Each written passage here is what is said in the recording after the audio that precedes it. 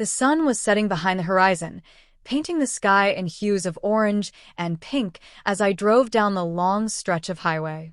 My name is Emily Carter, and I was on my way back home from a business trip in another state. The journey had been smooth so far, with my favorite playlist humming through the speakers and a cup of coffee keeping me awake. The road ahead was mostly deserted, save for the occasional passing car. I was looking forward to getting home, unwinding with a warm bath, and sleeping in my own bed after days of hotel stays.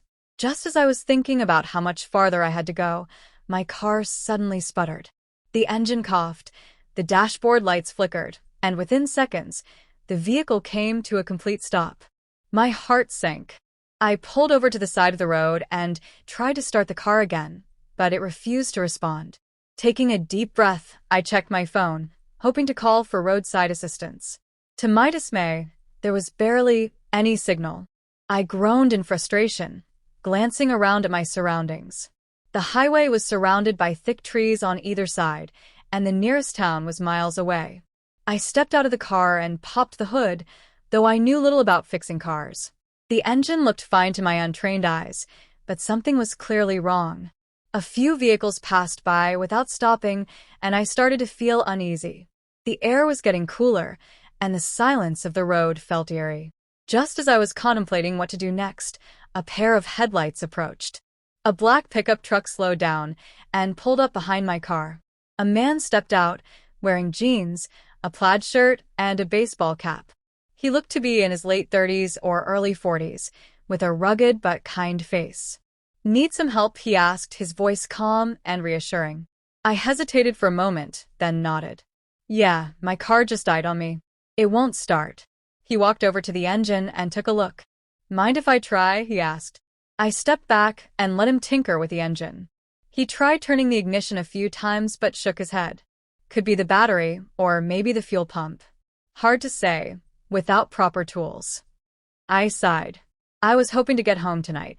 He gave me a sympathetic smile. "Tell you what, there's a gas station about 5 miles up the road.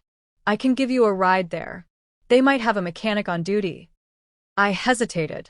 Getting into a stranger's vehicle wasn't exactly the safest option, but I was stranded with no alternatives. I studied him for a moment, trying to gauge whether he seemed trustworthy. Something about his demeanor reassured me, and I decided to take the chance. "All right," I said. "I appreciate it." He helped me grab my bag from the car, and I locked it before climbing into his truck. "I'm Jake, by the way," he introduced himself as he started driving. "Emily," I replied. The drive was quiet at first, but Jake eventually broke the silence. "Not many people take this road at night. You were lucky I was passing by." I nodded. "Yeah, I guess so. I didn't expect my car to break down." "That's how it usually happens," he said with a small chuckle. "You travel often?" For work, yeah. I was on my way back home. "Where's home?" "Cincinnati." "That's a good drive from here," he commented. "You got family waiting for you?" I hesitated.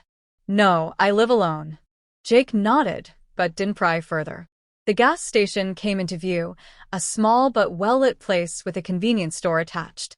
As he pulled into the lot, I noticed a mechanic's garage at the side, though it appeared closed.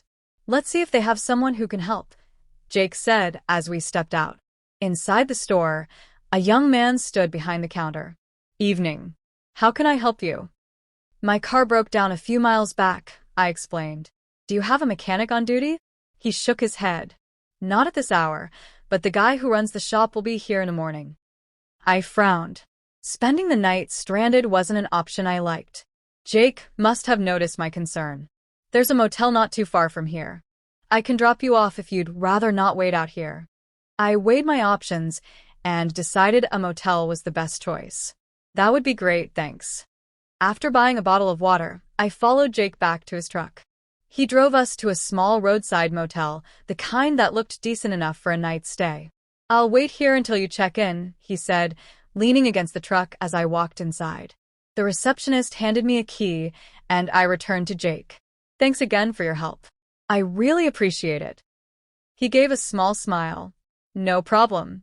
If you need anything, I'll be at the diner across the street for a while. Just be careful, all right?" I nodded. "I will." As I entered my room, exhaustion hit me. The bed looked inviting, but I still felt unsettled by the night's events. After a quick shower, I locked the door and tried to sleep. The sounds of the night were unfamiliar, and every creak made me more aware of my surroundings. But eventually fatigue won, and I drifted off. Morning came faster than I expected. I wasted no time checking out and heading to the gas station. The mechanic, an older man with grease-stained hands, listened as I explained my car trouble. "I'll take my tow truck and bring it in," he assured me.